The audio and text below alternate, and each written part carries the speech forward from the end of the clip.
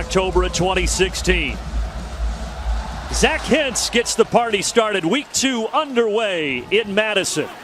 Elijah Lilly returning for New Mexico. And he'll be shoved out just across the 20-yard line. And there is a flag down as well here on the opening kick. So we'll get to meet our referee really early, Larry Smith. During the return, holding, receiving team number 10. 10-yard penalty from the end of the run. First down. So what was a 19-yard return becomes a 9-yard return. And New Mexico will be backed up deep in their own territory. Well, we talked about it. They used to run the triple option. Now under Calvin McGee, they're running the spread option. But we'll see elements of both, won't we? Yeah, there's a lot of overlap, especially up front for the offensive lineman. The difference is you're not going to see the ball pitched backwards. It's going to be pitched forward in the form of a pass. Tavaka Tuioti is the redshirt sophomore quarterback. He's going to throw it off first down, and he slings it out wide, complete to Jay Griffin, the 4th. So a good start for the Lobos as he takes it for a gain of 16. And folks, reminder, if you're looking for the Purdue Eastern Michigan game, go to btn.com/gamefinder right now to see where you can find that game in your area. So Tuioti got the rhythm throw on first down. Now it's a handoff to Tyrone Owens, and not much there. You know, good luck running against this Wisconsin defense, so stout up front.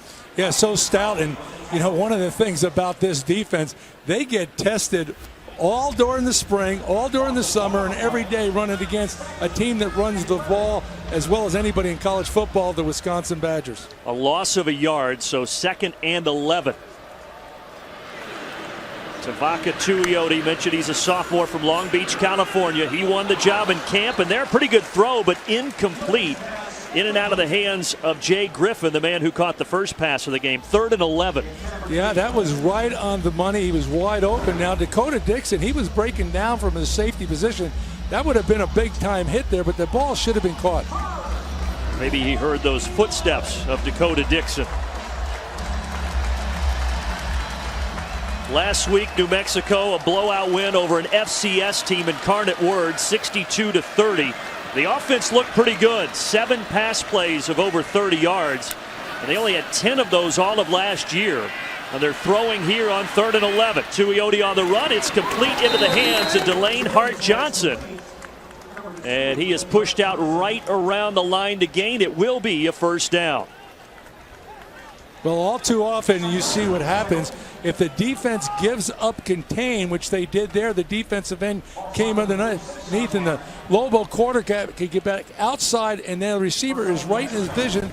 Result, first down. Well, Tuioti, I mentioned he won the job in camp. The reason they said he won that job is because he can throw on the run. They like to do a lot of those sprint out packages, bootlegs, and of course the option. So the possession stays, but this time nothing. Right back to the line of scrimmage, and Tyrone Owens is swallowed up by Zach Bond. Well, early, New Mexico's having success moving the football, but it's really hard for Wisconsin to simulate this type of attack in offense for that defense. And all too often, you'll see after the game gets going a little bit, the Badgers will settle down, they get used to the pace and the plays, and they start playing better. They've been good against the run so far, but struggling a bit here against the pass. Another completion, and this time it's the first catch of the day for Anselm Ume, and Caesar Williams with the stop. Caesar Williams in the tackle. So 3rd and 1 coming up. New Mexico, their 2 runs so far have gone for -1 yards. What will they do here?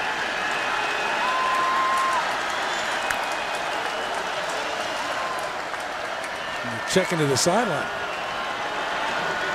And first-year offensive coordinator Calvin McGee, who was at Arizona under Rich Rodriguez, is calling the shots now.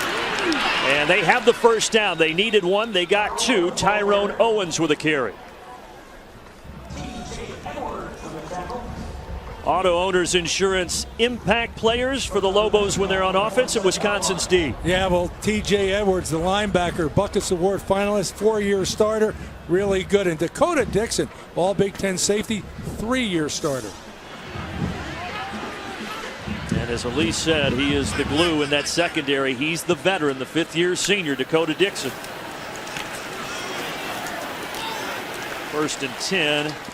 And back to the line of scrimmage. Isaiah Loudermilk making the tackle, number 97 for the Badgers. And that's a good sign that he's back out there because they needed to beef back up the defensive end unit. He missed last week with an injury. Yeah, he's a small one, 6'7", 300 pounds from Howard, Kansas. He had surgery in his left knee in May. But he is back and ready to go.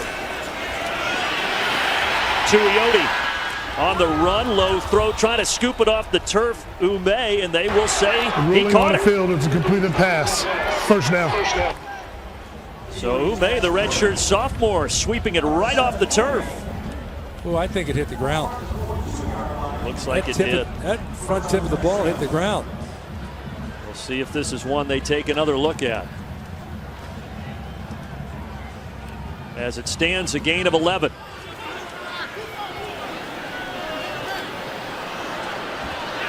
Play's going to roll on, so a little bit of a break for New Mexico. There's that option that they will work in elements of throughout the games. Zaire Schuler with a carry, a gain of 3. You know, it's tough as a defense to prepare for both what might be a spread option and those triple option plays. Well, it is because, again, you go back and look at what your offense does. They're not a spread team. They're not a hurry-up team. They're not an option team. So there's absolutely no correlation whatsoever. So everything you do has to be against the scout team. 2nd down and 7. Tyrone Owens. He's the lead back. He had 20 carries last week. He gets 5 on the ground that time. You know, when you just watch the Lobo offense, though, the one thing that they do have, and they're executing well, they have speed and quickness at the skill positions. Yeah, Calvin McGee was saying he's been impressed with the playmakers that they have on the offensive side of the football. There's that triple option, 1st down. A little bit of a risky pitch, but it was caught by Schuler, and he takes it forward for 6 yards. So New Mexico moving the football. Now here's the carryover from last year. This is the offense that they had. They were a triple option offense, and they ran the ball as good as anybody in the country. They had more plays over 30 yards than anybody in the country. Now this year, last week they had 7 plays of 30 yards or more throwing the ball, so it's a combination of both offenses. And that makes it very tough for this Wisconsin defense to prepare this week. That's what Jim Leonard was telling us. This time they try to go around the edge with Owens, who is a career 2,000-yard rusher, and he gets 5. Well, you hear coaches talk all the time. The goal is to get people to run east and west, not north and south. East and west means sideline to sideline, north and south toward the goal line. You saw he ran a long way, but he didn't gain very much. How about this drive? Already approaching 6 minutes. This is what New Mexico wants. Here's the triple option again. This time it's Vigilant with his first carry, and Davon Vigilant, just a redshirt freshman, taking it down around the 10-yard line. And this is what Jim Leonard was talking about, as I referred to in the open, when he remembers 2001. Anton Randall was a quarterback, a great football player at Indiana, and they came and ran that type of option up and down the field. Wisconsin was playing as hard as they could, just couldn't stop them. And an injury right now with Tyler Johnson down to the field. We'll be back. This game. Already taken 6 minutes and 10 seconds off the clock, 14 plays, and they've got it 1st and goal from the 10. Tyler Johnson went off with the injury. He did walk off under his own power. And he's in the medical tent on the sideline as the drive continues with a run off the left side for Davon Vigilant, tackled by Isaiah Loudermilk after a gain of 1. Yeah, it's been tough sledding for the Lobos running up the middle, but when they've been able to pull the ball out and take it to the perimeter on the option, they've had a lot of room to run. That's why this drive is continuing now into its 16th play. They've also converted 3 third downs on this drive, have the Lobos. There's that triple option in the pitch. Great job snuffing that out. Guess who? Dakota Dixon, the leader of the secondary, making a nice play, a loss of 2. Yeah, the pitch is a little bit behind him, but the major problem right here, Brandon, is that the wide receiver whiffed on Dakota Dixon. And if there's one guy that you want to block, it's Dakota Dixon. And Bob Davie not pleased with Marcus Williams on that miss. They wanted to come in here and set the tone. Bob Davie, the 63-year-old head coach in his 7th year. And now Jim Leonard's defense hoping to stand tall. Their red zone D, one of the tops of the country a season ago, but this time it's caught for a touchdown. Delane Hart-Johnson, the big play receiver for the Lobos, finds the end zone, and it's 6-0.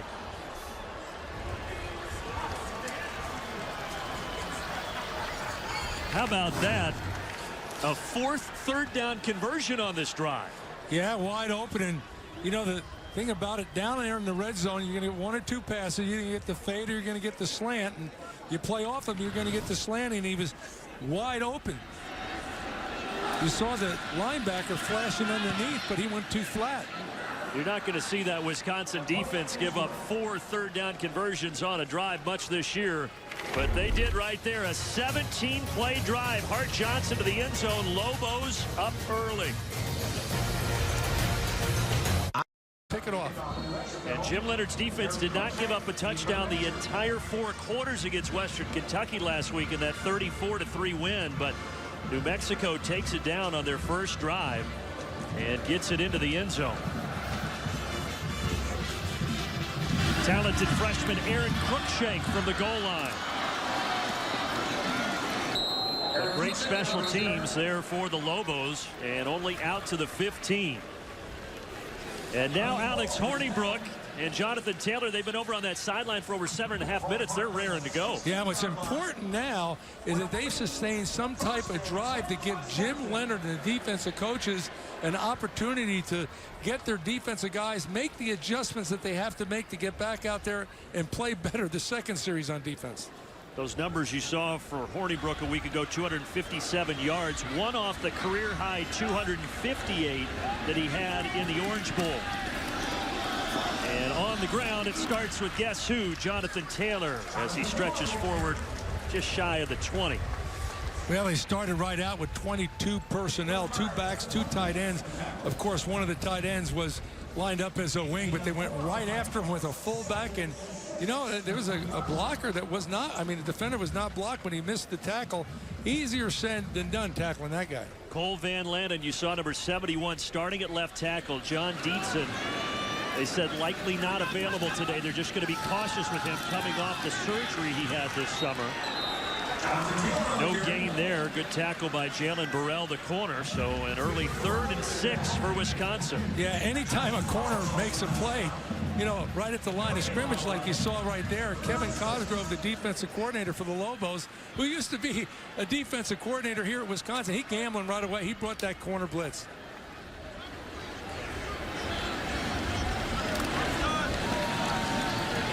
Burrell, one of the leaders who made the great tackle there. So New Mexico converted 4 third downs on the last drive. Here's Wisconsin's first test on 3rd and 6. Hornibrook. One-handed catch. A.J. Taylor, what a grab. A 28-yard BTN standout for the junior from Kansas City. Yeah, Rockhurst High School down in Kansas City, and he's getting a lot more playing time because of the suspension of some other wide receivers, but what a tremendous play, and they really needed that. Brought to you by Auto Owners Insurance at BTN standout. You mentioned that Wisconsin defense needed a break. They would have been right back on the field if they couldn't convert that. But instead, the drive continues, and Taylor dragging his way across the 50. And Taylor will be running behind, as you mentioned, Coach, arguably the best offensive line. Now, as I said, John Dietzen at left tackle, he's not in today. It's Cole Van Lanen getting the start. Well, look at the left guard. When you're the smallest guy in the line and you're 310 pounds, and you've heard me say a lot of times, B-I-G does not spell good. These guys are big and good. Yeah, they're B-I-G and good. A lot of people think they are indeed the best offensive line, not only in this conference, but in this country. And here the surge is enough for a Taylor first down, a gain of 8. The thing about a Wisconsin-type offense with the size and what they do, they wear you down. You know, they really believe if they can run for 3 or 4 or 5 yards early in the game, as the game goes on, those same type of runs go for 6, 7, and 8. That offensive line, 3 All-Americans combined for over 140 starts. And they really don't think they lose anything with Van Lanen at left tackle. In fact, he played a majority of the game against Western Kentucky. And when you got Taylor running behind the line, that helps as well. 7 more for him.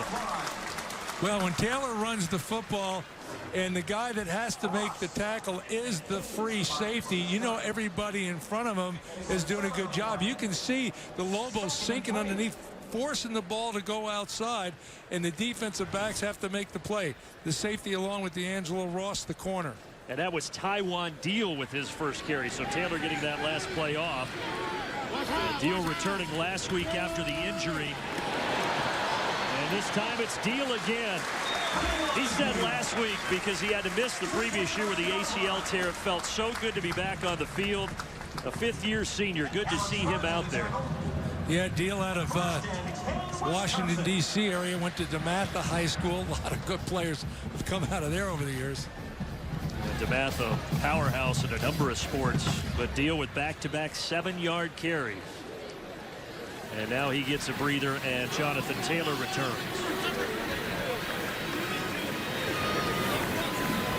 That ground game seems to be working pretty well, and they're going to stick with it. Big hole. Taylor down inside the 15. Well, you'll see penetration right here, but you get a missed tackle, and man, look at the size of that hole. When you give a guy with that type of ability, spread offenses talk about getting skilled athletes the ball in space. Well, they're running right up the middle and getting a guy with the ball in space. Taylor 145 rushing yards last week. He already has 30 here on the opening drive.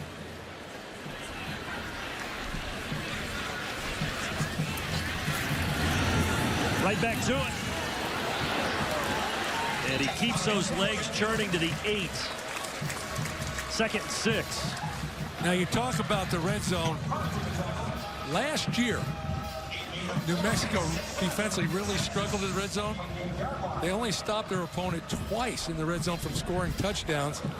Last week against Incarnate Ward, they were 5 for 5 scoring against the Lobo defense, so they really struggled in this end of the field. Yeah, and Incarnate Word had 244 yards rushing.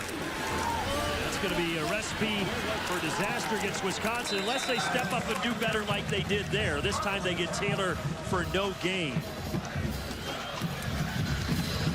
On this side of the ball, let's take a peek at our Auto Owners Insurance Impact Players coach. Well, we already talked about A.J. Taylor. He made a big, Jonathan Taylor, A.J. Taylor made the, got me messed up here. There's Jonathan two Taylor, Taylors. the running back, and A.J. Taylor, the wide receiver who made a great catch down there. No relation, but No. both have been big on this drive. I'm excited about this game. There's a big play right there. Normally they go to the tight end. Play clock at 5. Let's see if they do go tight end. Over the middle, not the tight end, incomplete. Well, they try to go back to that man, A.J. Taylor. But that brings up 4th down, and Wisconsin will have to settle for a field goal. Which is a win for the Lobos. Not only because they struggled down the side of the field, but that was a heck of a methodical drive by Wisconsin, and hold them to a field goal. And they'll be jacked up when they come off to the sideline. Yeah, absolutely. 26-yarder, Rafael Gaglianone. He's 3 field goals shy from tying the all-time Wisconsin record. And now he's 2 away. That's his 63rd career field goal make. But Wisconsin's down. They had to settle for 3. Here are long drives. Lobos up 4. Attack. And also an injury update for you on Tyler Johnson. He has a left leg injury, and he is questionable to return. That's a reserve linebacker that went down earlier for the Badgers. Through the back of the end zone. 7-3, a minute 13 left in the opening quarter. Back in a moment. 7-3. Well, Lee said what Jim Leonard maybe was talking about there on the defense. What do you think the adjustment needs to be? Well, if I was Jim Leonard, I'd say, fellas, you got to stay option conscious and stop those slant routes. So those are two things that are consistently working against us. That first drive went for 87 yards for New Mexico when they scored. They had a drive of 7:38. Then Wisconsin followed it up with a 6-minute drive, but a field goal. And right now we've got a T-Mobile studio update. Let's go to Chicago and Mike Hall. Brandon and Glenn, hard to believe Michigan's on a 4-game losing streak, but they're trying to snap that right now, and they're taking down their opponent thanks to a Sean McEwen touchdown, 17 yards. They're up 7-zip on Western Michigan. Thank you, Mike. An early lead there for the Wolverines. Meanwhile, the 5th-ranked Badgers operating from behind as we approach the end of the opening quarter. 2 in the backfield this time, Schuler and Owens. But it's going to be Tuioti that keeps it. On the run, almost intercepted. Fayon Hicks, the freshman who had a pick last week, nearly had a second. Well, I see one adjustment that Jim Leonard's made already.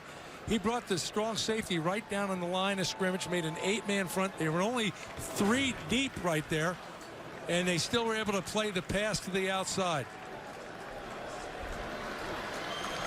Now they're going to face a 3rd down here. They were 4 for 4 on 3rd down conversions in that first drive. And that was a better thrown pass. It would have been a pick 6. So maybe lucky that it was a little wobbly out of the right arm of Tuioti. Here comes pressure. Van Ginkel was applying pressure, and Tuioti just had to flip it downfield. 4th down. Andrew Van Ginkel had a big end to 2017, and they expect a lot out of him this year. Yeah, you can see he's unaccounted for. That big guy is running hard, and they just got rid of the football, but that was just thrown away. And you've got to credit the quarterback for the Lobos. Don't take that big loss. Just throw it away and make sure that it doesn't go to a red shirt. If I saw Andrew Van Ginkel and those flowing locks bearing down on me, I think I would throw it away downfield too. Jack Dunn is back to return the punt. Good punt and well angled. Tyson Dyer, the sophomore, sending it away for New Mexico. 50-yard punt with no return. Yeah, you said it was a good punt. It was an awful low punt. You know, if it didn't have the right position, if it would have went straight down the field, that's the time of punt that you want to catch and get a great return, because there's no time for the punting team to cover. But the angle sets him up nicely, and now Hornibrook will come out with just 15 seconds remaining in the quarter.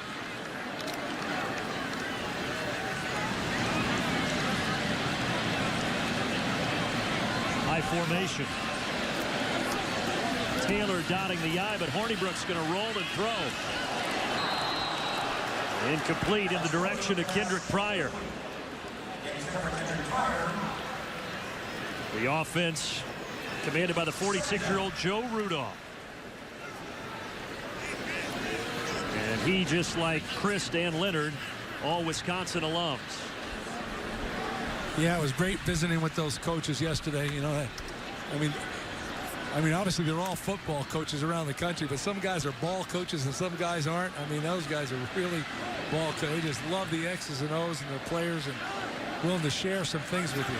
Yeah, it was a pleasure to meet with all 3 of those guys yesterday. Here comes pressure, and the pocket collapses, and a sack is going to end this first quarter. Bijan Parker, the senior, coming in for a loss of 7. Well, Hornibrook got sacked 3 times last week, and now a sack here. This is the end of the first quarter. 15 minutes shows New Mexico on top, 7-3. Facing a 3rd down and 17. Yeah. What do you do here? Well, if I'm them, I wouldn't be a bit surprised they dial up a screenplay. 3rd and 17, they don't have a lot of plays in their playbook for something like that. And so, high reward, low risk. Well, Hornibrook is just going to dump it underneath. And that's Garrett Groshek, the 3rd down back, but just not much there, Coach. Back to the original line of scrimmage. And that New Mexico defense under Kevin Cosgrove holds strong, and Wisconsin will punt. There he is. Known him for a long time. He's a little grayer now than he used to be, but I guess he'd say the same thing about me. But he coached here from 1990 till 2003, when original member of Barry Alvarez's staff. Yeah, all 14 years under Barry Alvarez. And this return coming from Marcus Hayes. Tripped up shy of the 35. T-Mobile studio update again. Back we go to Mike Hall. Thanks, Brandon. On everybody's alternate BTN channel is Purdue taking on Eastern Michigan. And look out, here's some trouble for the Eagles. Matthew Sexton, a 75-yard touchdown catch. Boilermakers down 7-3 in the first. Well, so 7-3 here, 7-3 with the Purdue game right now. It's early. It is early. Yeah, a lot of football to be played. We'll have Purdue next week when they host Missouri in a great battle in West Lafayette. I used to say they don't pay lap money in our sport. You know? It's where you are at the end of the game.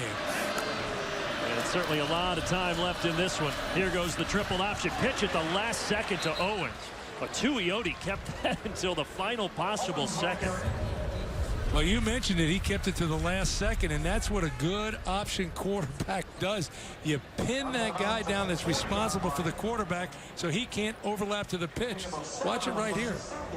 And he did. A lot of times you'll get whacked. Well, last week against Incarnate Word, they didn't show this much triple option. It was more of the spread option principles. They're throwing a couple curveballs the way of Wisconsin early. That time, no curveball.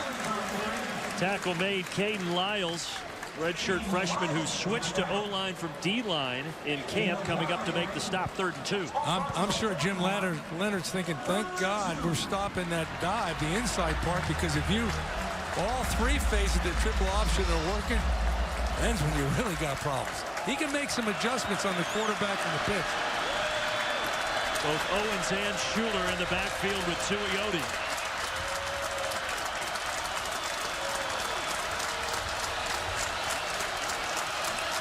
Third and 2. Nothing there. Pushed back. I don't even know if that was a tackle or a tackle through another man by Olive Sangapolu. Well, this is what's good when you have a 342-pound young man playing right up the middle. Talk about closing the door. Wow. He just pushed Aaron Jenkins, the right guard, back and got the tackle that way. It brings up 4th and 5. And they're going to fake this and then a rugby punt at the very end. And it goes out of bounds. So an apparent fake as Dyer took off with it and then booted it at the last second. Just a 28-yard punt. Badgers will have it when we return. We mentioned it. He got off to a great start. 47-yard touchdown run and this 30-yard touchdown run. Well, Kevin Cosgrove said they have to keep an edge on the defense. He is so right. Here's a key play from last week. Ball's going to start inside. Right guard and tight end are going to pull. And there is no edge. If there is no edge to the defense and this guy has the ball, it's all over. And over 100 yards rushing in that first game. So far here for Taylor, 28 yards. And he will take this for a gain of 3. 8th carry of the game for Taylor. Well, this is the second week in a row that we've had a team from the Mountain West, and I really don't know a lot about the Mountain West, but Utah State last week and New Mexico this week, I'm impressed with the athletes that they have in that league.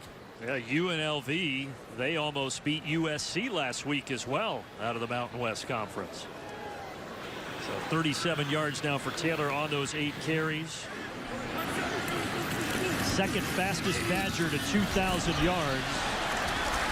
Did it in 15 games. That New Mexico defense tackled by Barnwell. For more on Kevin Cosgrove and that defense, let's go down to Elise.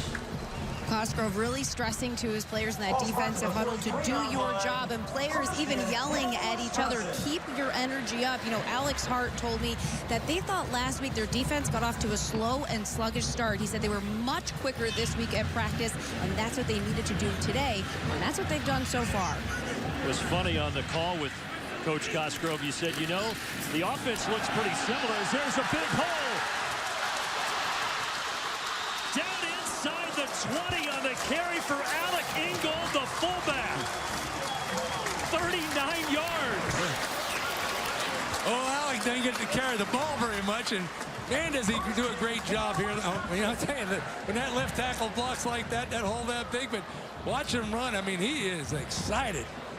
Nothing like college football, trying to give the stiff arm, trying to jump over him. He could see that goal line. He just couldn't get there. Well, you said it. He doesn't get many carries. He had 4 for 16 yards last week. He's known as the short running guy around the goal line. Not that time. 39 yards, and now they go back to Taiwan Deal. Big, powerful fifth-year senior feeling healthy. And he's got 6 up the middle. But to get back to what Kevin Cosgrove, you said the offense looks similar. Cosgrove said this is the same offense we ran here in 1993. I used to face these guys. Sometimes I thought that I think it was the same guys. They just changed their numbers and the name on the back. Because it always started with those big linemen up front. Big hole. Taylor down to the 4. Well, Incarnate Word ran for 244 yards against these guys. There's 8 more for Taylor, as now Wisconsin is rushing for right around 100 in this game. Well, let's get back to Alec Ingold again. You know, he doesn't carry the ball very much. When you're a fullback in this offense, you got to be a good blocker. You're an over-glorified guard. That's it. On that play right there, he went in and stuck the linebacker, and what a great block. Made that play possible. Ingold is out there again as the fullback in I formation. Leading the way for Taylor. Oh, he fumbled it. And New Mexico has it. And Jonathan Taylor's fumble woes continue. He fumbled 6 times last year. Recovered by New Mexico. First down. 6 times he fumbled and lost it last year. He had one last week against Western Kentucky, and here's another one. Well, it's well blocked. You see Ingold right there, and it's a good tackle, and didn't have the ball protected.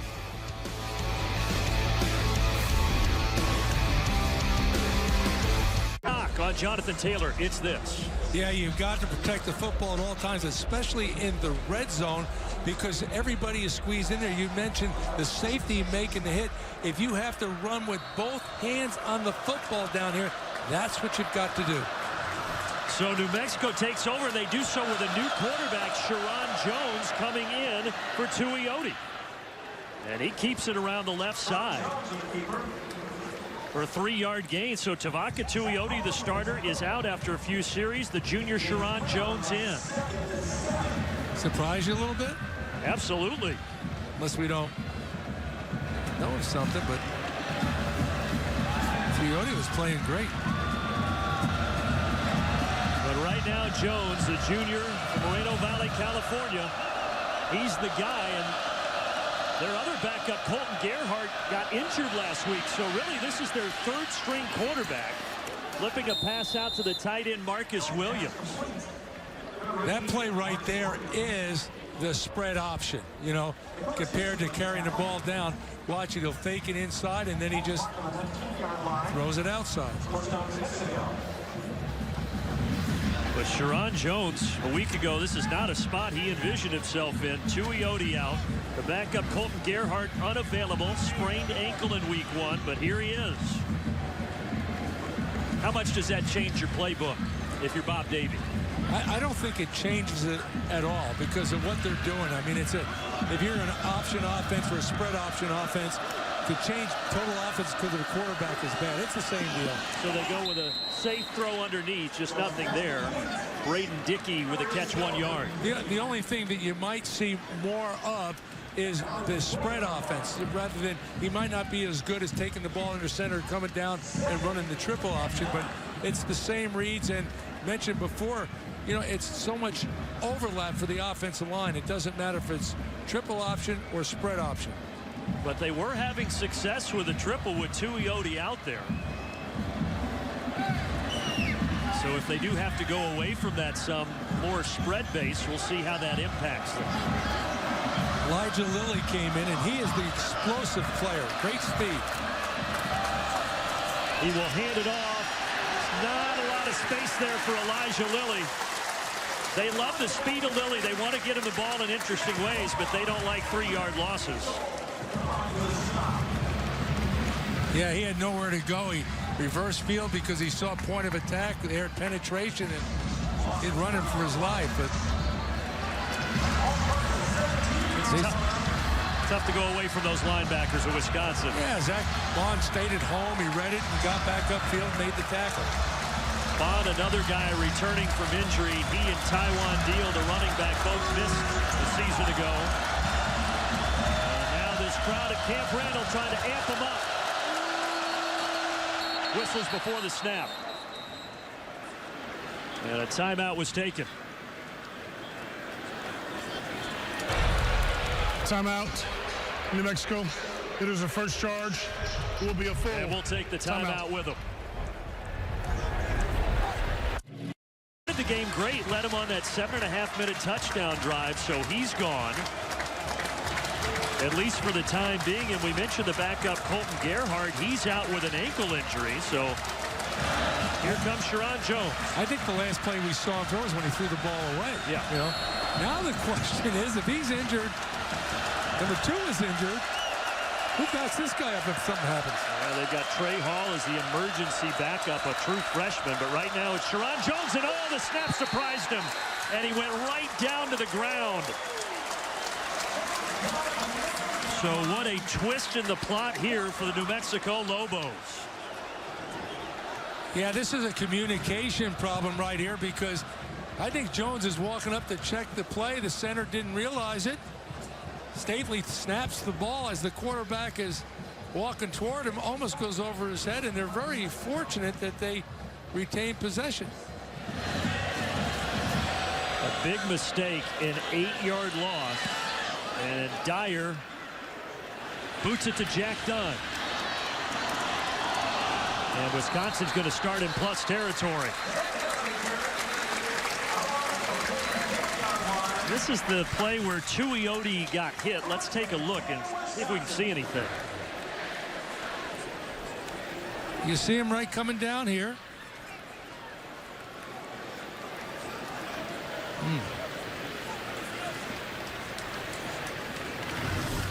It was Andrew Van Ginkel with the big hit. And now Sharon Jones struggling on that drive when he came into the game, and Wisconsin takes over with good field position. It's Taiwan Deal getting the carry. 8 yards for Deal. Wisconsin will try to do better on this drive. They've had 2 red zone trips. One time they settled for a field goal. The other they had the Taylor fumble.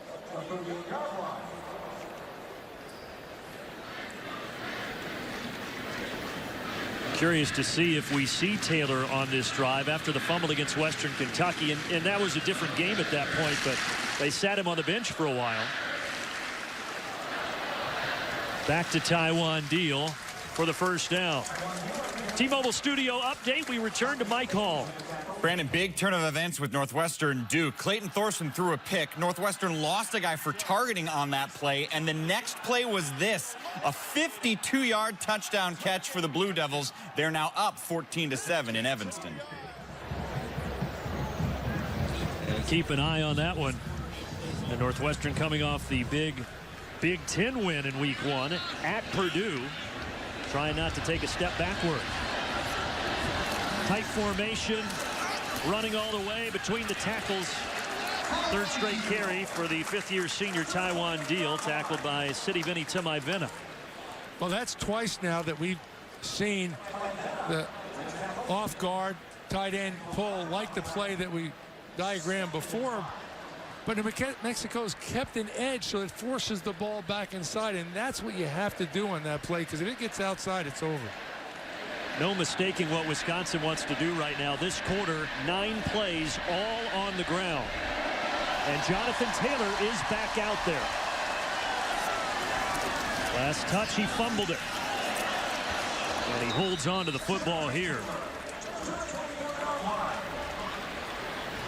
So 3rd down and 1 forthcoming. I would think they'll go for it. Even if they don't get it here, you Yeah. think you're in 4-down territory? Yeah, I think so. I know they got a great field goal kicker, but I only say that because you like to tell the guy that's calling the plays 4-down territory, you know. I think they need something to spark them, and settling for a field goal here is not what they need. Big fullback Alec Ingold in there, and they give it to him. So he had the 39-yard run earlier, and this time he gets 2 and moves the sticks. Well, they love Alec Ingold, the senior. Yeah, this has been effective, and you know, both times it's well blocked, and you see the left tackle just bury his man and still try to come off and block the linebacker. Block 2 guys on one play, pretty spectacular. Cole Van Lanen, he can clear a lot of space over there. Surge forward. I don't think Hornibrook's going to be throwing the ball much at this rate. 6 yards on the run as Wisconsin tries to erase that 7-3 deficit. You know, it's not fancy, Brandon, but as I watch the surge of this offensive line, you're starting to see the defense of New Mexico and the White Shirts getting pushed back considerably play after play. Third red zone trip for Wisconsin. Around the edge, Jonathan Taylor, touchdown, Wisconsin.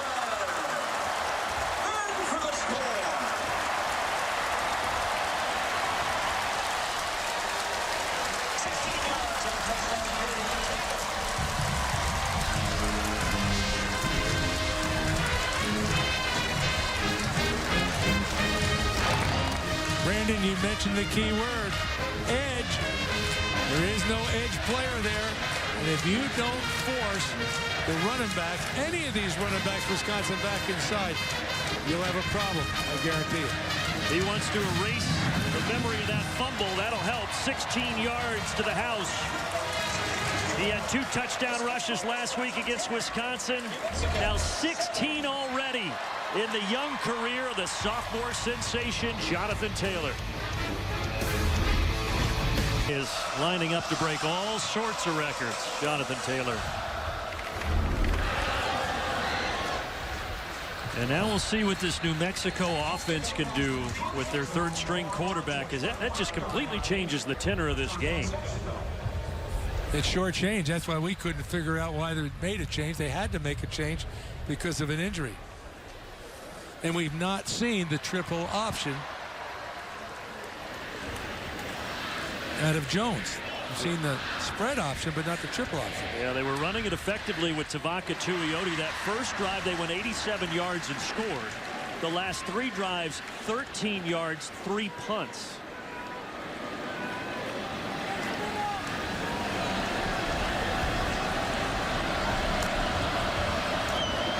Sharon Jones takes off. Looked like a design run. Just a couple of yards, give him 3 that time before he's brought down by Ryan Connolly and Scott Nelson. You know, Ryan Connolly, I thought that Coach Chris made a great observation of me to walk on from Eden Prairie, Minnesota. He says, but, you know, he knows the defense so well that he trusts what he sees and he plays fast. He was excellent against Western Kentucky. This time Jones able to connect with Elijah Lilly. That's the guy that Calvin McGee called by far their most explosive receiver. 17 yards that time.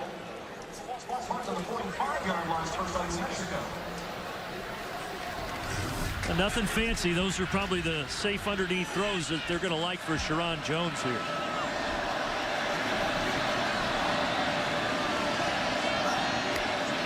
Receivers stacked either side, but it's Tyrone Owens. Edwards and Bond in on the stop. Bob Davie coached under Lou Holtz, then took over for him when Holtz stepped aside in '97. Was the coach of the Irish through 2001. Notre Dame was his first head coaching job. And then he got in television. For 10 years. Yeah, he was doing TV for 10 years, and now this is his second head coaching job. Pass incomplete. Delane Hart-Johnson couldn't hang on, a little behind him.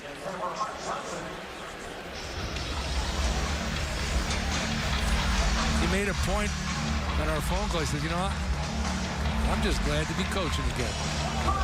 He probably thought after Notre Dame and going into broadcasting, 10 years he'd never get another opportunity, but he did, and they got back-to-back bowl games. Last year was a setback, but they look pretty good. The first drive, they were great, 4 of 4 on third down conversions, but 0 of 3 since on those last 3 drives. Pressure off the edge. Van Ginkel got to him. Flag comes in. But Andrew Van Ginkel, for the moment, has a sack. Holding. Offense. Number 50. The penalty decline. Results in play. 4th down. And the sack will stand for the 5th-year senior. Yeah, you can see he's trying to block 2 guys. Yeah, it was either number 50 tackling the guy unblocked or giving a lookout call to the quarterback. Not his fault. He knew it was going to happen, but timeout. Wisconsin. This is their first charge. It'll be 30 seconds in length. And while they do that, let's take a look at this message from ZipRecruiter, the smartest way to hire and the official hiring partner of the Big Ten Conference. Hiring was always a huge challenge. Endless hours on job sites with not a lot to show for it. Then I found ZipRecruiter. They figured out hiring. I post my job, they put it all over the web, and they send me the right people because their technology is smart. ZipRecruiter often sends me the right person in 24 hours. The smartest way to hire. ZipRecruiter, the preferred job site of college sports fans. Try it for free at ZipRecruiter.com/gametime. Big sack by Andrew Van Ginkel. You talked about Connolly, Bon Edwards, all those linebackers. Well, Andrew Van Ginkel, just another one off the edge, wreaking havoc. Last year, he was the number 3 playmaker on this team. Had a fantastic Big Ten championship game, fantastic Orange Bowl, and he's doing his thing again. Well, you mentioned before, but when number 17 is unblocked and he's coming after you, you're not going to outrun him. He's going to track you on down. Another low rugby punt off the right foot of Dyer. We've got a flag that is down on the field right at the 50-yard line.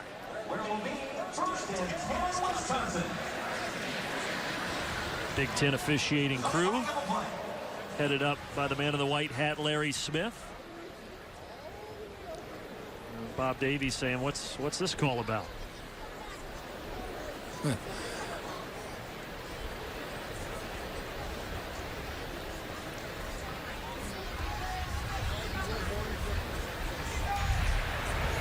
During the kick. Holding. Receiving team number 88. Half the distance from the goal. First down. So the hold on Wisconsin. Now everybody knows what was going on. That's the first penalty for the Badgers in this game. They'd been penalty free until that point.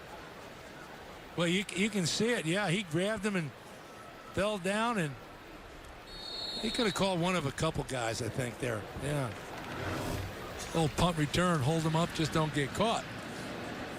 Coach says we got the return on hold him up. He didn't say hold him. Let me clarify that. So now the ball goes all the way back inside the 10. 27 plays so far in this game for Wisconsin. 23 of them have been runs. 24 of them have been runs.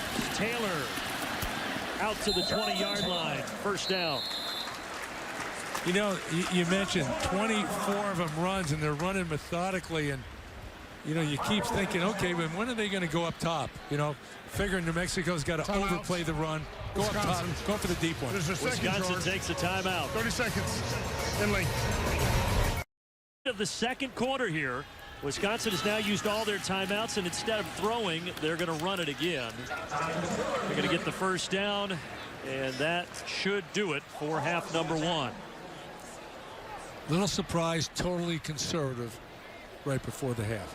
I ain't critical, I'm just a little surprised. They're going to run one more play, or at least they're going to clock it. So interesting how they've handled this. Now you're at the 32. Do you see if you can get a throw? You're going to have to get pretty far to the other 40 probably to get in Gaglianone's range. And you only have 7 seconds. Yeah, you only have 7 seconds. Yeah. So you'd have to get out of bounds quick. You would think the only reason that you would go to a timeout and a clock play to stop the clock with 7 seconds left would be try a Hail Mary. or some razzle-dazzle. That's when you're Bob Davie. You start telling you guys, move back, move back, move back.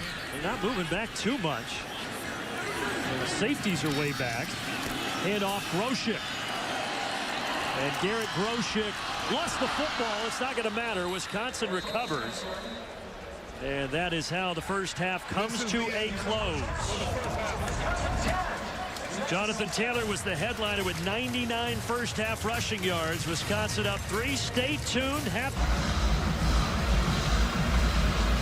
Take 2 here for Danny Sutton after the ball blew off the tee.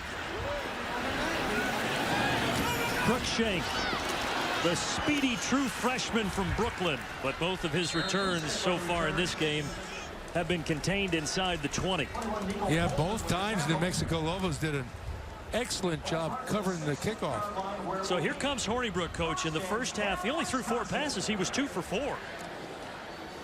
One down the sideline. That was a big play.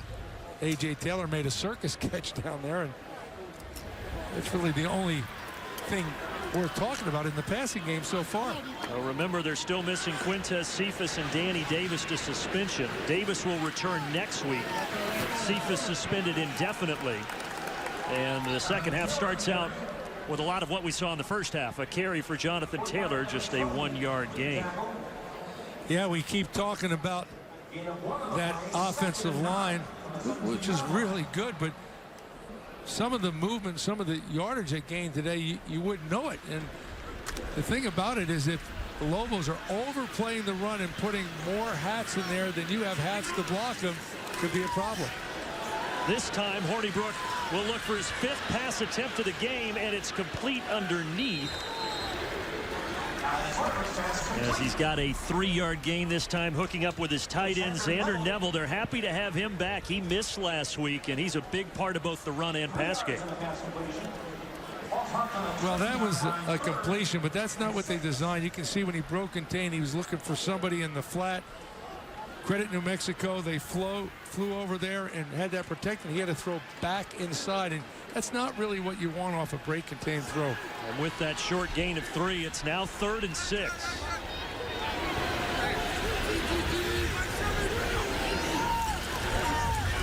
Hornibrook looking a little deeper, and he's got his man again, A.J. Taylor.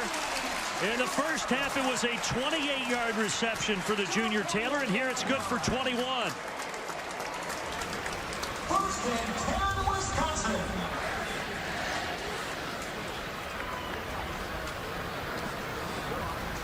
Well, New Mexico is lucky that that ball wasn't perfectly thrown, and that would have gone a distance because the defender fell down. Yeah, it was all A.J. Taylor, and I think he's a little frustrated just looking at him talking to Kendrick Pryor there that he couldn't stay upright and go the rest of the way. Jonathan Taylor out to midfield, doing what he does best. He's up over 100 yards at 109 to be precise.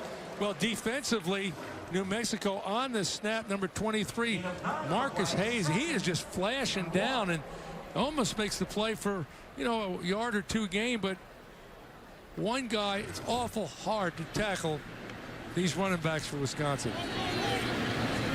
12th career game with over 100. Wisconsin 11-0 in the previous 11 that he's above the century mark. This defense of Kevin Cosgrove having trouble stopping that running game. Discussed it in the first half, but he was here for 14 years under Barry Alvarez. He looks a little younger in that picture. You know, he's right next to kneeling. That's Brad Childress. He used to be the head coach of the Minnesota Vikings. Yeah, right in the middle there. Star-studded coaches here at Wisconsin. He was defensive coordinator from 95 to 03 during his time here. Part of 3 Big Ten title teams. And he's Wisconsin through and through. He played at Wisconsin Oshkosh, did Kevin Cosgrove. Here comes pressure. Hornibrook steps up, and it's intercepted off the deflection.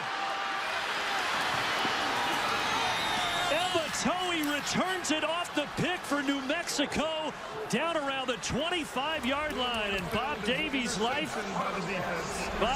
group has life. That's the 2nd Wisconsin miscue today. I wasn't really sure what he did with the football right there, because you see he goes to scramble, and then I don't know if he was going to throw it or try to fake the defender out, but as the left arm moved, the ball came out, and a turnover. That might be ruled a fumble instead of an interception, as it was jarred free before Hornibrook's arm came forward. Either way, same result. Evan Towie, the redshirt senior, was Johnny on the spot.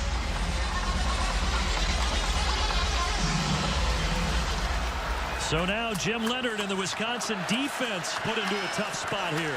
Sudden change defense, you work on it all the time. But this Lobos offense been struggling since Tuioti went out of the game, and we're going to have to take a timeout. Prior to the expiration of the clock, timeout, New Mexico. There's their first charge. This will be immediate. Timeout. So the play clock was running down. Bob Davie has to use his first timeout.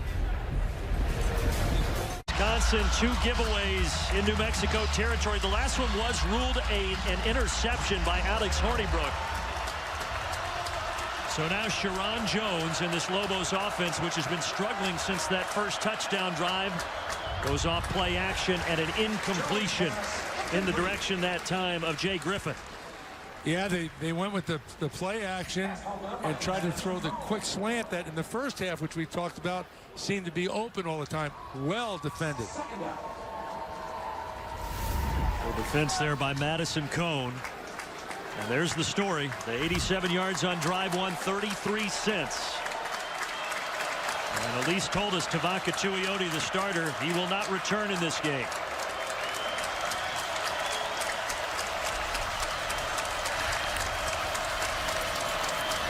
He's going to keep it. And dragged down from behind. Ryan Connolly, a 5th-year senior. You talked about him being from Eden Prairie. He's a great linebacker. Yeah, came here as a walk-on football player, and some people might say, "Oh, I look like a horse collar." No, he was not under the shoulder pads, and he wasn't up by the nameplate, so that's okay. Bob Davie certainly wanted one, but he didn't get the call. And these Badgers, they want the fans up for a 3rd down and 8. 0 for their last 4 on 3rd down. Pressure up the middle. Intercepted. Scott Nelson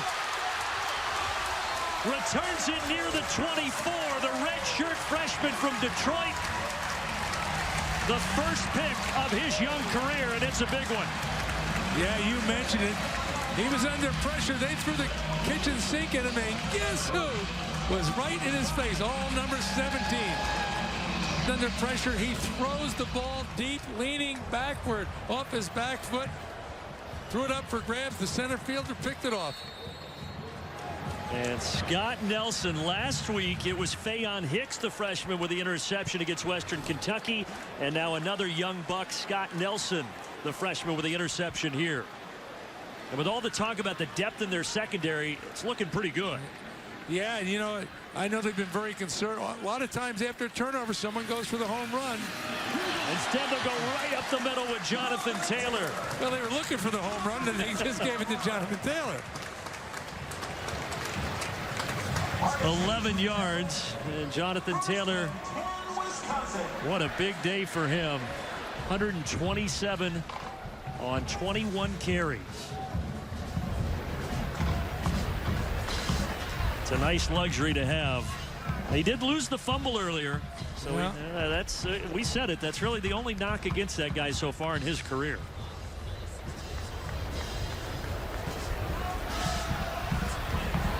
One more time. Jonathan Taylor, look out! Dragged down from behind.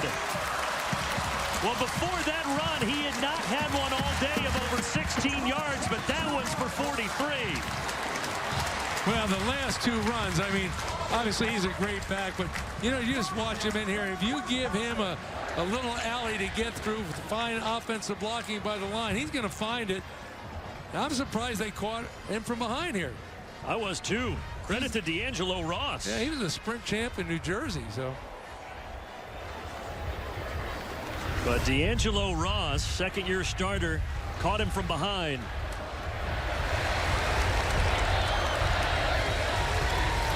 Maybe some movement.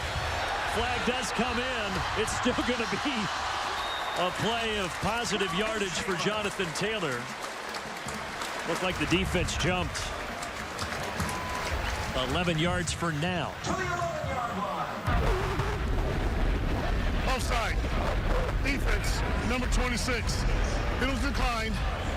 Second down. Yeah, that's against Tumaivena. Correction. Rhodes with the play. It was a first down. First and 10, Wisconsin.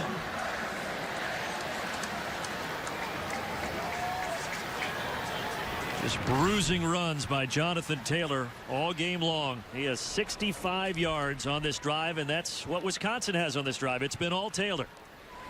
This time it's Taiwan Deal.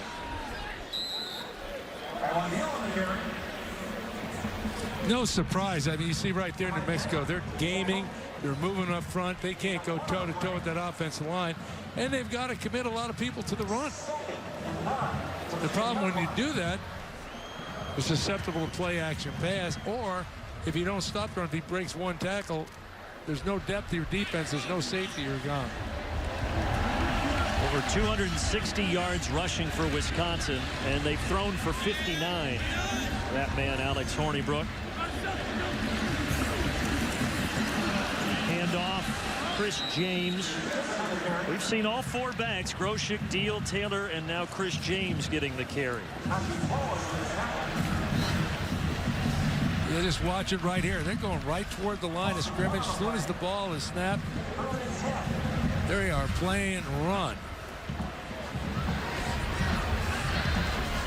If I was them, I'd play run too. 3rd down and 9. Let's see what they go with here.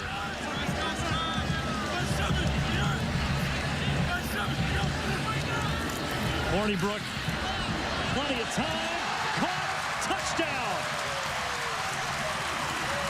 A.J. Taylor, 1st of the season, 6th of the career.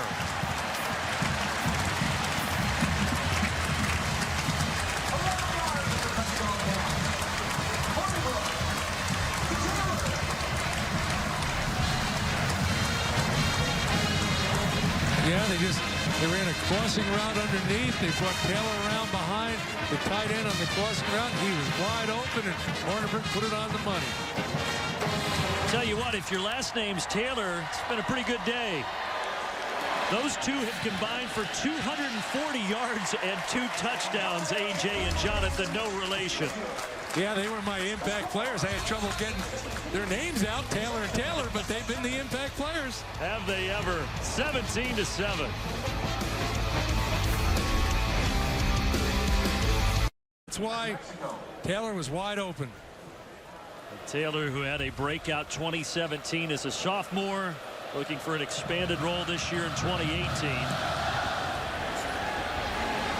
As Hintz kicks it away over the head of Elijah Lilly.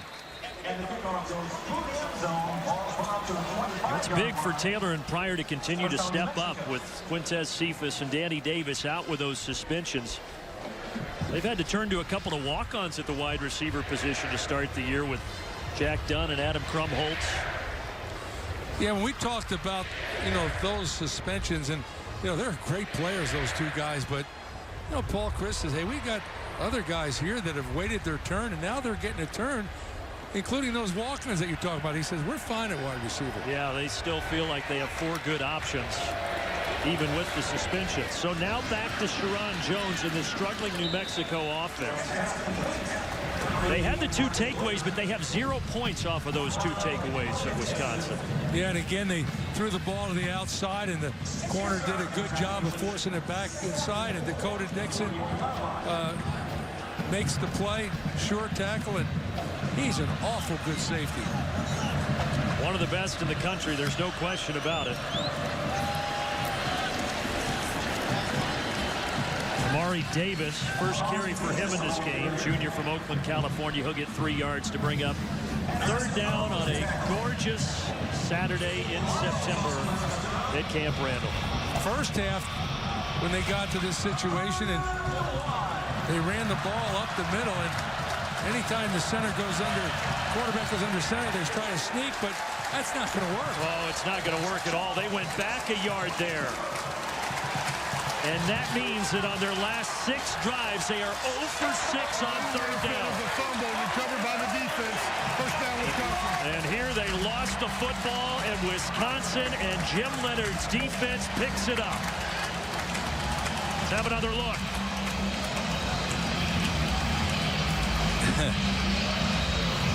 Now this look coming up will show it. Let's see here. Yeah, Sharon Jones just lost it. There's a lot of beef there in red.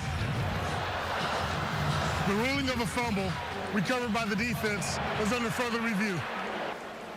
We're going to get our first review of the day, and from the looks we got, I don't know how you overturn it. They say that Caden Lyles recovered the fumble of Sharon Jones.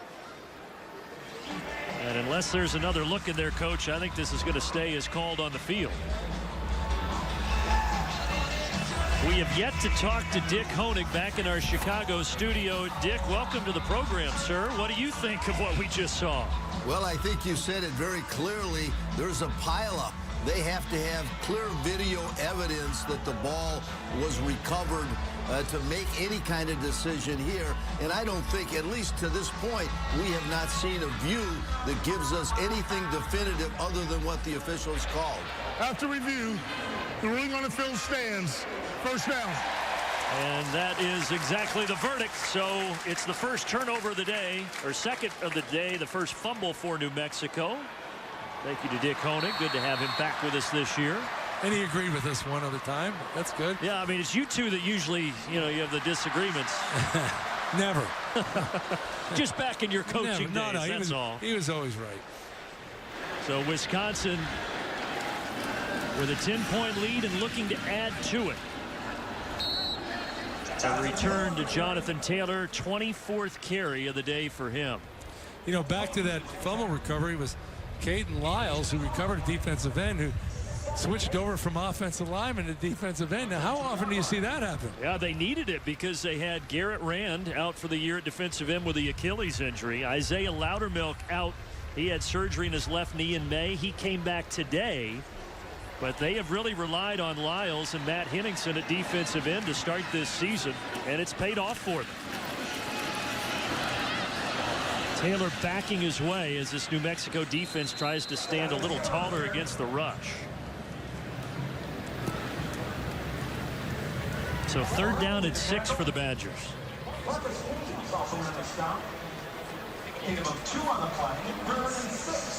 Talked about New Mexico last year, 3-9, but the year before, 9-4 under Bob Davie. So it was feast and then famine. Now they're hoping to get back to feast.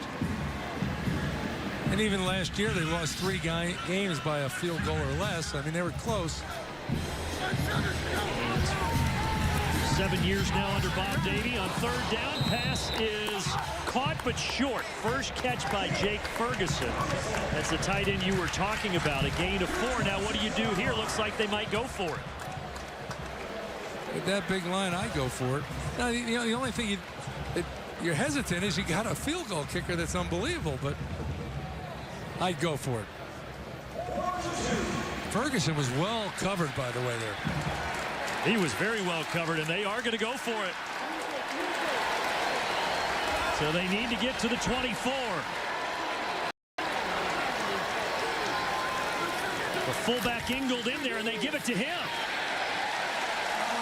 So Alec Ingold, who had the long run earlier at 39 yards, has also rushed for a couple more first downs. I'll tell you, this is a big play. Everybody said, what do you mean a big play? It's just a yard or two. Let me tell you, if you don't get it, it's a big play, right? Yeah, Bob Davie, no, that's not what he wanted.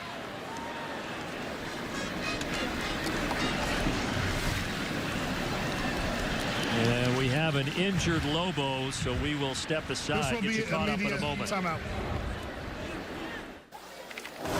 Previous possession was Jonathan Taylor making the right play, presented by Rocket Mortgage by Quicken Loans.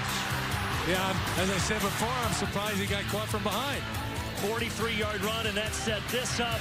It's another Taylor, A.J. Taylor with a touchdown grab from Alex Hornibrook.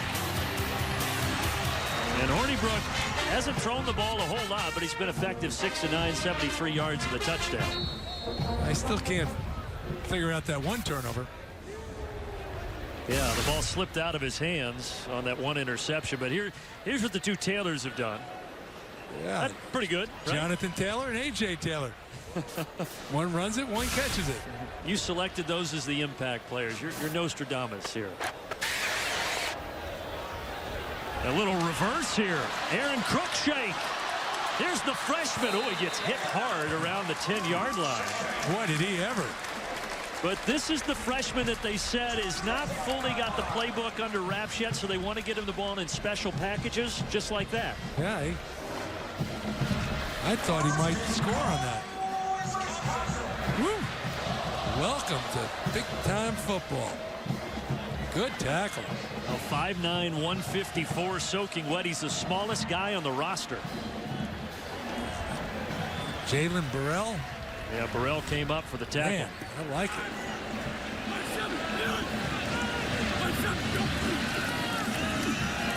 Back to Jonathan Taylor, and he gets it to the 5.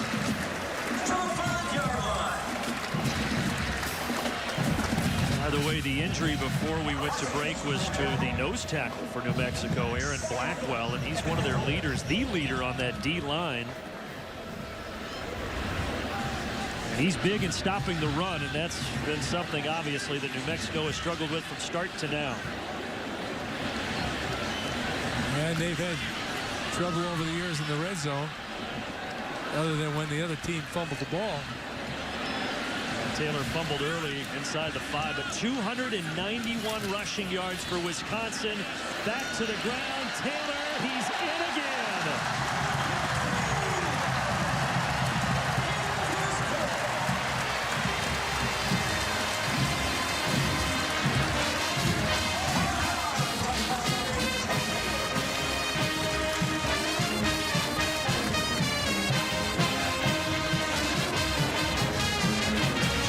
Taylor from 5 yards out.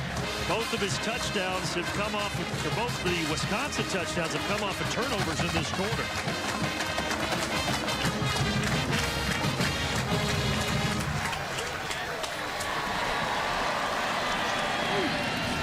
Gaglianone right down the gut. And Wisconsin seizing control last week. Taylor ran for 145 and 2 touchdowns. Now he's over 190 and 2 scores. Something has clicked, and now they're doing exactly what Paul Chryst wanted. They're taking advantage of their opportunities. And the fans are singing "Build Me Up, Buttercup." And of course, we're only a few minutes away from jumping around here in between the 3rd and 4th quarters. So it was once a nervous crowd and a new nervous student section, but now they're rocking and rolling. Troy Johnson and Jenny Dell, they'll continue their quest for the best food around the Big Ten this Tuesday. They'll show you some of the top places to eat and watch the game. Catch an all-new Campus Eats Tuesday, 10 p.m. Eastern, right here on BTN. Certainly good food in Madison, Wisconsin. You don't know all those linemen get that big by having bad food now, do you? Wow. Well, we had some good burgers yesterday at Dottie's for lunch. Rolling to the right, Sharon Jones. Incomplete. Again, if you're just joining us, Tavaka Tuioti, the starting quarterback, with an injury. And when he was out there, New Mexico was doing pretty well, but this is the 3rd-string guy, Sharon Jones, and they're having some issues. Yeah, that's he doesn't seem to bring the same dimension to the offense as the option did. Yeah, you said it. The triple option early, Wisconsin was struggling with. They just haven't been able to get that wrinkle going since Tuioti left.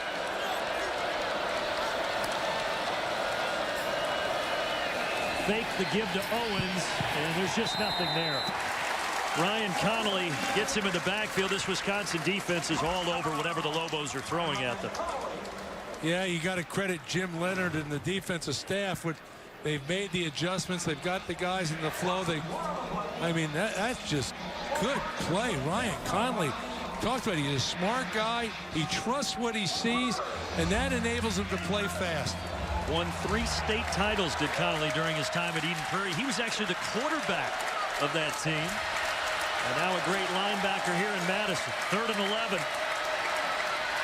Wisconsin only rushes 3, but Jones has nowhere to go with it. Ball batted in the air. It was Andrew Van Ginkel backing up in coverage, getting a hand on it. It's amazing how momentum changes, but you think about how good their offense was. They seem discombobulated now. They can't get anything going. Boy, that ball was thrown far behind Elijah Lilly. Is discombobulated a word? No, that's good. Okay. I like that. I wasn't sure. And to your discombobulated point, there have been 8 first downs this quarter for Wisconsin. New Mexico does not have a single first down here in the 3rd. And another low rugby punt. Checks up like a nice pitching wedge at the 40, and we do have a flag down.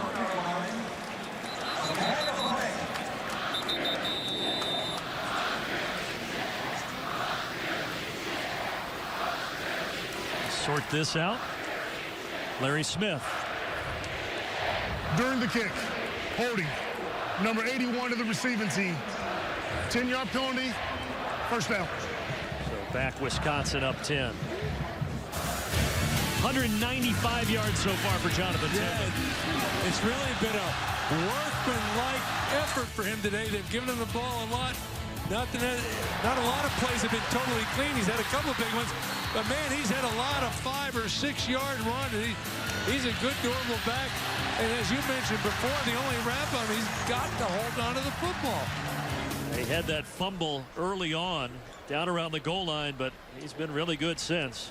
You said workmanlike. That's a good word. 16 runs of 5 yards or more in this game for Taylor. And here's another one. Taylor out to the 48. You know, I talked before about Jonathan Taylor being a sprint champ in the great state of New Jersey, and you mentioned about food, and the coaches at Wisconsin were talking. There's a couple things that they really like about the state of New Jersey. Great corn, great tomatoes, great Jersey pizza, and great running backs, because they have a lot of them here. Yeah, and Jonathan Taylor, who now is over 200 yards. He's at 212. 4th career game to top that mark.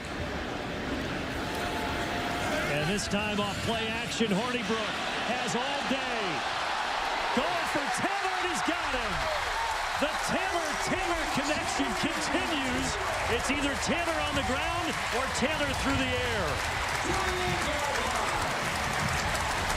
Well, I've been kind of waiting for this the whole game because, yeah, when you think of Wisconsin, you think of running the football, but they are not one-dimensional. And Hornibrook can throw the ball, and when you have the ability to run and then you have play-action pass, and you got those guys like A.J. Taylor, wide receiver, they're going to get open, and all you got to do is put the ball in the money.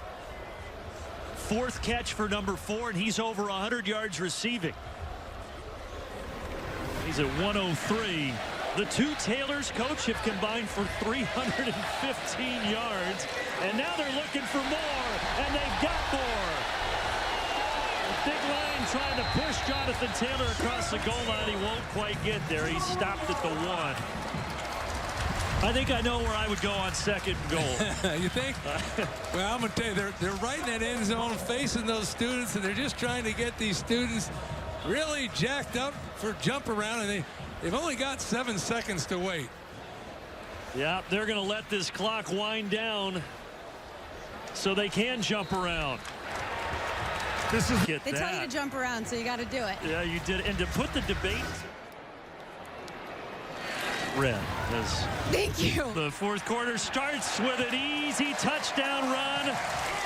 The fullback, 15th touchdown of his career for the senior.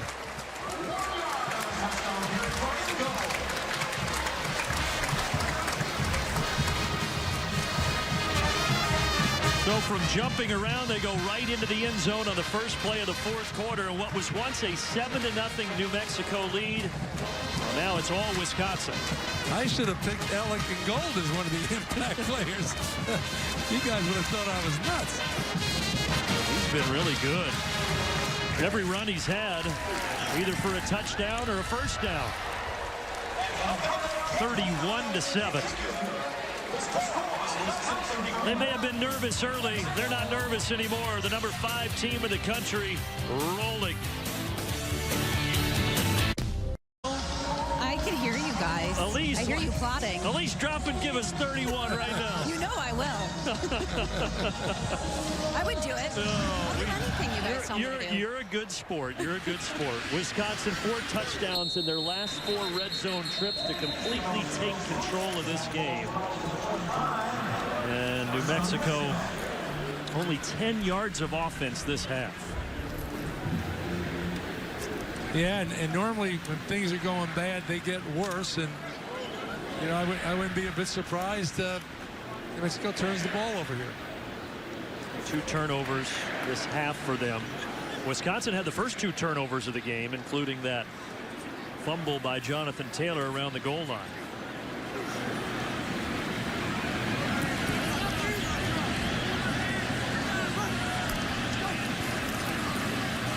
Sharon Jones will give to Tyrone Owens.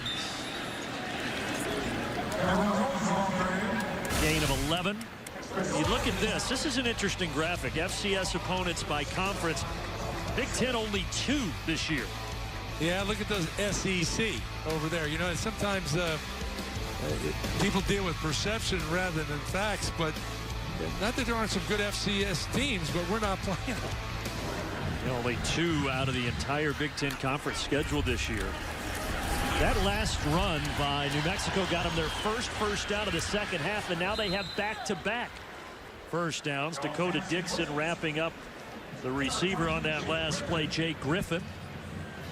So good to see the Lobos get a little momentum. A gain of 11, now a gain of 15.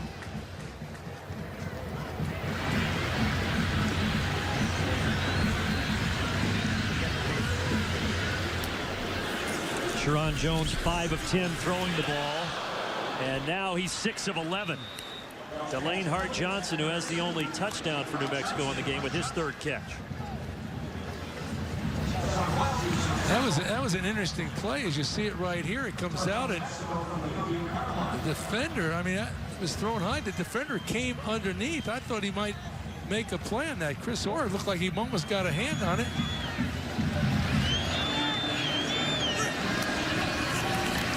Instead, it's a first down, 3 consecutive first downs, and here Sharon Jones is just going to slide to safety.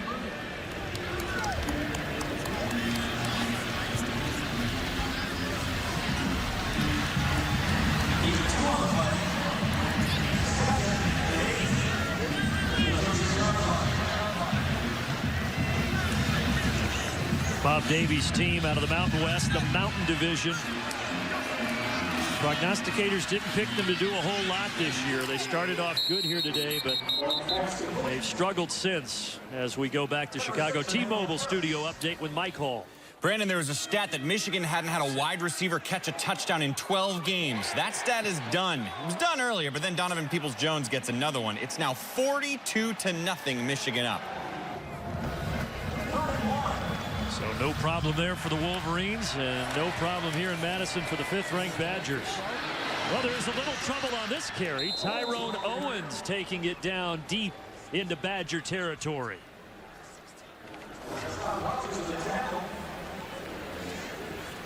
Yeah, good blocking. They get through there and running hard.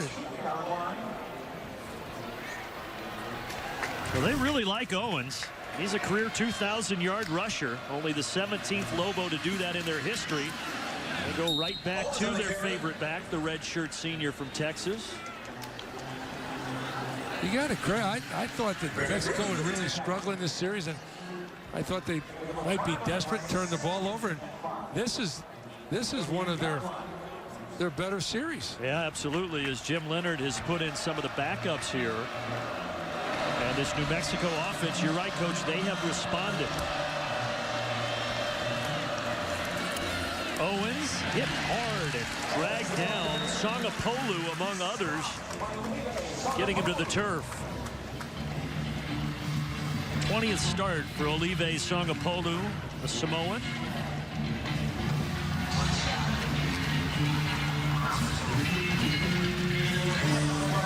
Man, he's a big boy. You gave it earlier, the vitals, 6'2", 342, big number 99. And if you're a center and you look at that guy, I'd turn and run.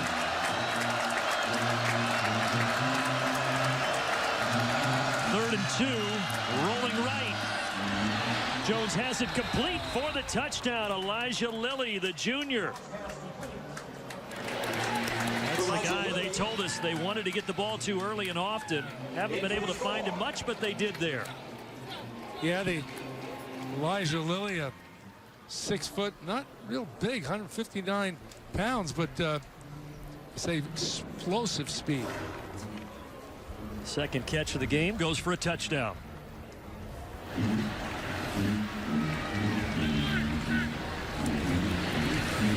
A nice 75-yard drive after Wisconsin had scored 31 unanswered. 11 even left at Camp Randall.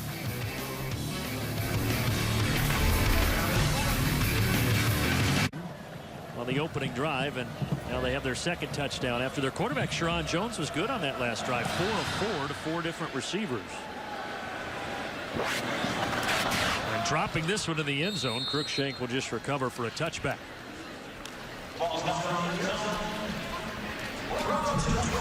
It's been all about the two Taylors, Jonathan and AJ, for Paul Chris and company. Look at that, 219 for Jonathan, 103 for AJ, and they've combined for 3 touchdowns. Yeah, pretty impressive. It's you know, they've got a lot of weapons, as we talked about, a lot of pieces to the puzzle, and when they're all functioning, run and pass, they're tough to stop. Are they ever? They were great using the tight ends last week. Jake Ferguson, the freshman, had 4 big catches against Western Kentucky, but they've really just needed the tight ends to block in this game. 9 yards on the ground there for Jonathan Taylor as his big day continues. How much longer do you think we see Jonathan Taylor? Just maybe this his last series? Well, I think he'll stay in there maybe as long as they keep the first team offensive line in there. I think if they start making any substitutions there, they'll get him out. And 228 yards, second most in his career. Of course, this is only the 16th game of the sophomore's career, and here we go again. Out to midfield. Bob Davies thinking, why don't you take him out? We've seen enough of him. Look at that line blocking it.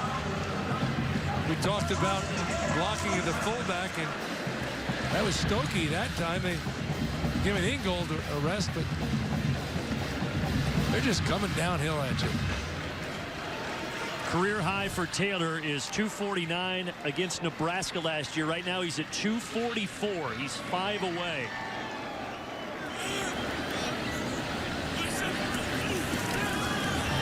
Play action. Hornibrook throws a dart in the direction of A.J. Taylor. Those are the only 2 men that they've needed on offense. Yeah, that's my man, A.J. There you see he's the inside receiver, and he's just going to run a little deep crossing route wide open. Well, that's a new career high for him. His previous career high came in the Orange Bowl when he had 105 yards. And with that 31-yard reception, he's at 134. He's out of Rockhurst High School. Tony Severino, the high school coach down there for a long time, runs a great program. Well, this is not Jonathan Taylor. This is Tywan Deal. Tywan Deal diving. There's a flag also on the play back near the line of scrimmage as he shoved out short of the goal line.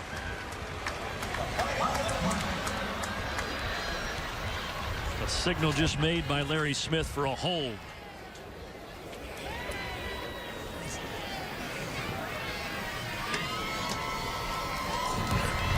During the run, holding, offense, number 79. 10-yard penalty from the previous spot remains. First down. That's on the All-American David Edwards. Yeah, you can see him right there. Big guy, big hands, and he got him gripped up pretty good. Oh yeah, he got the white gloves on too. He's trying to be sneaky, but they still got him. Might have been able to get Xander Neville 85 for a hold as well there. So make it 1st and 20 now. It's still Taiwan Deal to back, and Taiwan Deal in the red zone. Down to the 14-yard line for the 5th-year senior.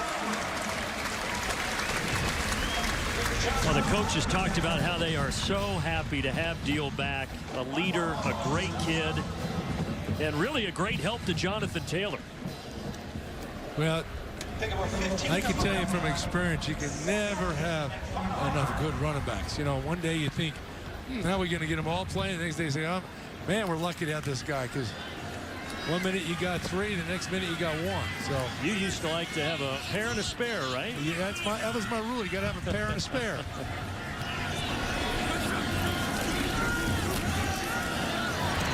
Ground and pound, that has been the recipe for success. Stanley Barnwell with a tackle, but Taiwan Deal right around the line to gain at the 9. You saw David Edwards got called for that holding, but what a great player. Near 6'7", 315 pounds. Jonathan Taylor's back out there. 5 away from his career high, 249 yards.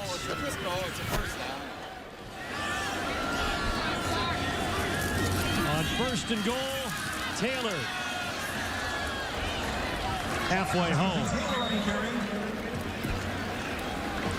So that ties a career high, 249 yards on the ground now for the sophomore. Brandon, when you watch him run and he's getting in there behind those big guys, it's hard for those defenders to even find him. You know, he was ranked the 371st recruit in his class. I want to meet the other 370. Yeah. So much about those recruiting rankings, I can tell you that. Where are those guys? I don't know. 3-star recruit out of, as you said, Salem, New Jersey. And this time some extra meat in the backfield. Pushing forward, and he has the hat trick. 3 touchdowns for Jonathan Taylor and a new career high as he's over 250 yards rushing.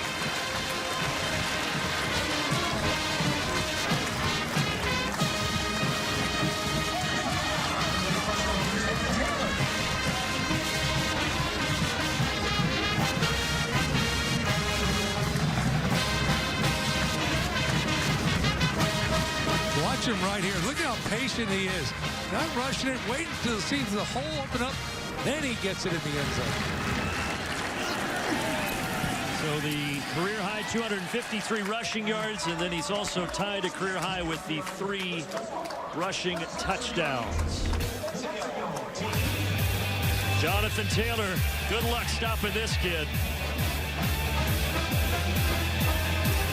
His scholarship today. Yeah. Melvin Gordon during his career had 4 games of 250 or more, and now Taylor has his first. It's the 16th game that he has played in. 14 last year and now 2 here this season.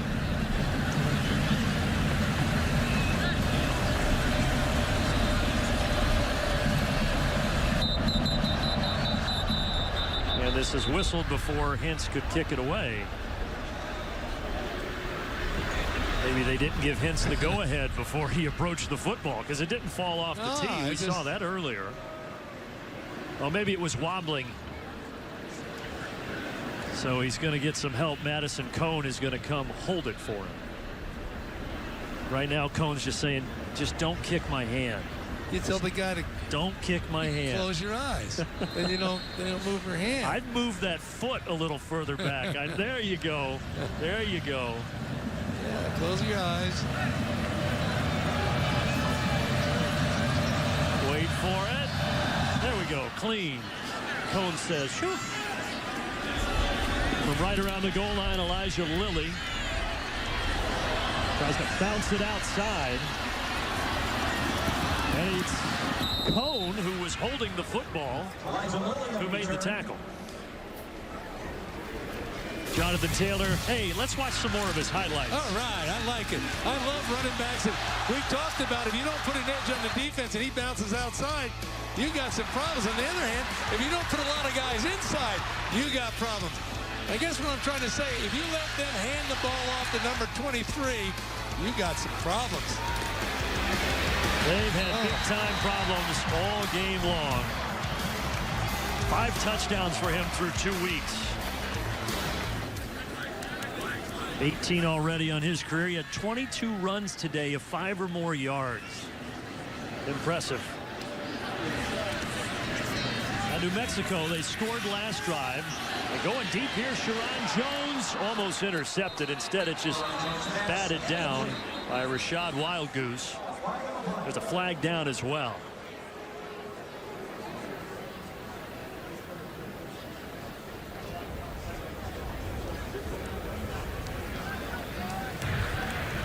Holding. Defense, number 5. 10-yard penalty from the previous spot. Automatic. First down. So they get the call on the corner. Wildgoose there defending Anselm Ume.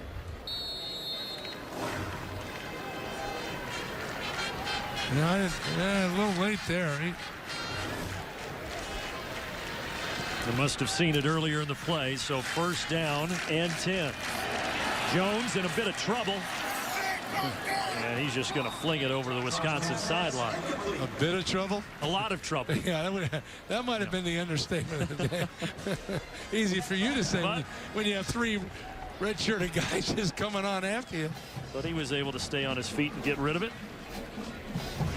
Weeknights, BTN's insiders bring you the latest news from around the conference. They'll discuss college football's major storylines and what to watch for in the nation's most important matchups. It's Big Ten football to be on weeknights, 5 p.m. Eastern here on BTN. Intercepted. What a great pick by Madison Cone. The sophomore with the first interception of his career.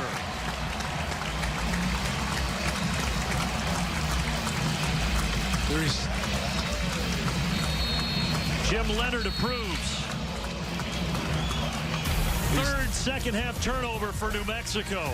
Oh, that's good defense right there. Really good defense.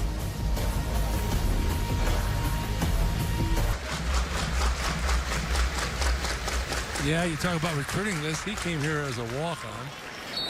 All-American. Played in the National Football League 10 years. 10 years. So much for recruiting list. New quarterback Danny Vandenboom has taken over as he hands the ball to Chris James. 5th ranked team in the country rolling here. This is a look around the AP poll week 2. Really no surprises. The Big Ten still looks awful tough. We've got 2 teams in the top 5.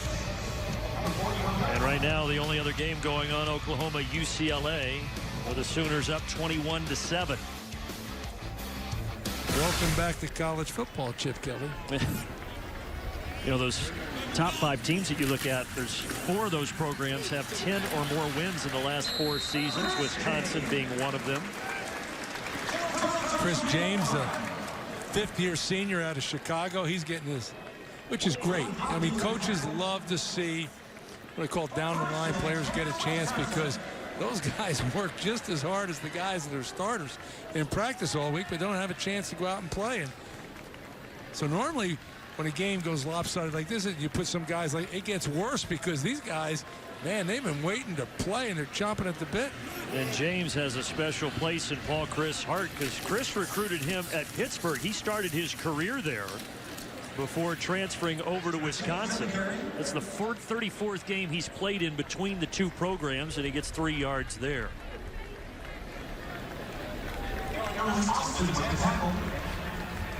They're also missing Bradrick Shaw, who's still battling the rehab of a torn ACL in his left knee. If they get him back later in the year, then between James, Taylor, Dio, Groshek, and Bradrick Shaw, you could have 5 good options in the backfield.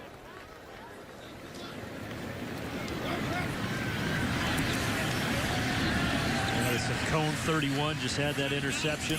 Enjoying the sideline view right now. Turf monster got him there.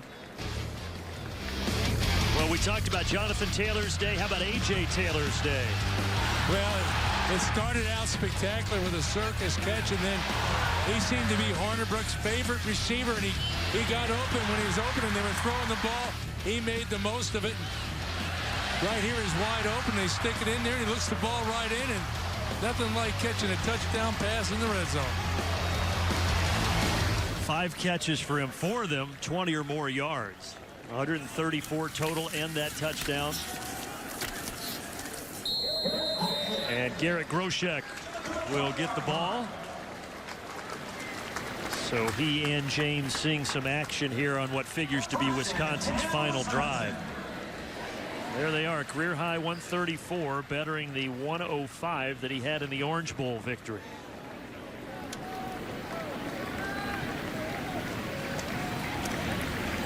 Taylor and Pryor, they're the headliners right now with Quintez Cephas and Danny Davis out. But Davis will return next week when Wisconsin hosts BYU in week 3.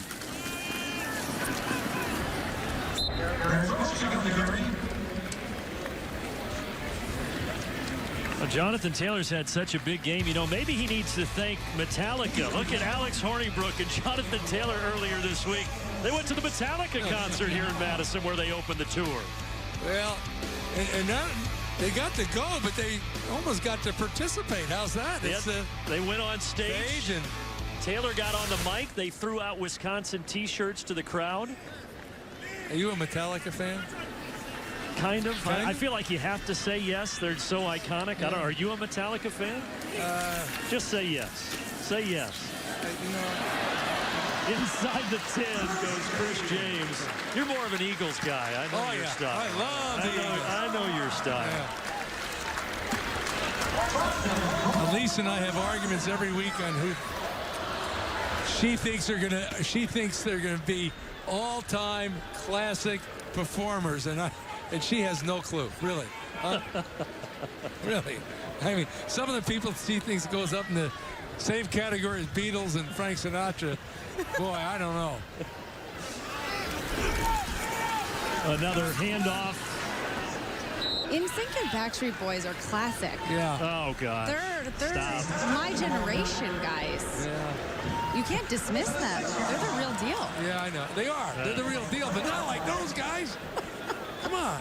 Oh, Mason Stockey got the last carry, the first for him. He's the backup fullback to Alec Ingold. Oh, boy. I don't know, Elise. I don't know. 414 rushing yards for Wisconsin in this game. Most for the Badgers since 2014, and they're going to add a couple more onto that as Mason Stockey, the converted linebacker, gets another carry. Man, 417 rushing yards. Is that good? Good. No, that's great. Oh, okay. Yeah. I tell you, 300-yard day is really good.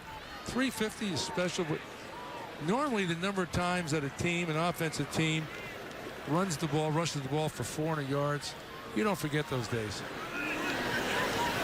They'll try to cap it off with maybe one more scoop. September 22nd. Purdue on top, college football on BTN. Touchdown pass of his career, and it goes to the freshman Taj Mustafa with his first touchdown reception.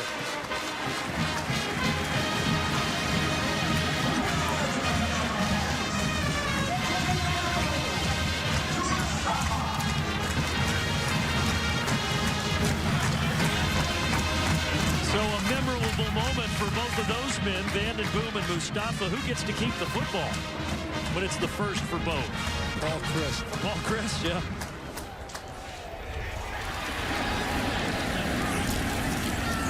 Gaglianone makes it 45-14. Wisconsin, they have scored on 5 straight drives. Just for the backup, Danny Vanden Boom, to get the throw, the only throw that he's had today. 1 for 1, 3 yards and a touchdown. Pretty good. Quarterback rating of 455 if you're keeping track at home.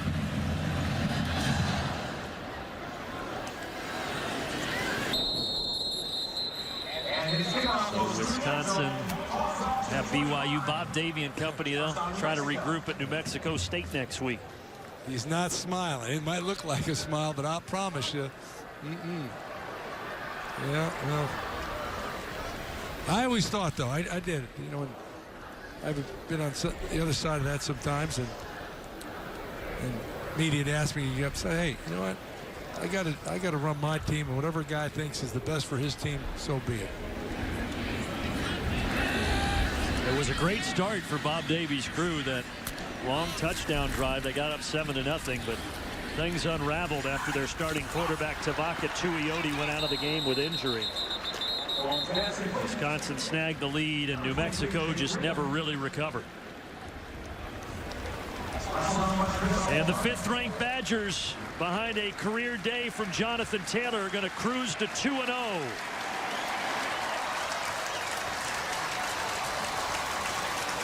As Paul Chryst trots out to shake hands with Bob Davie.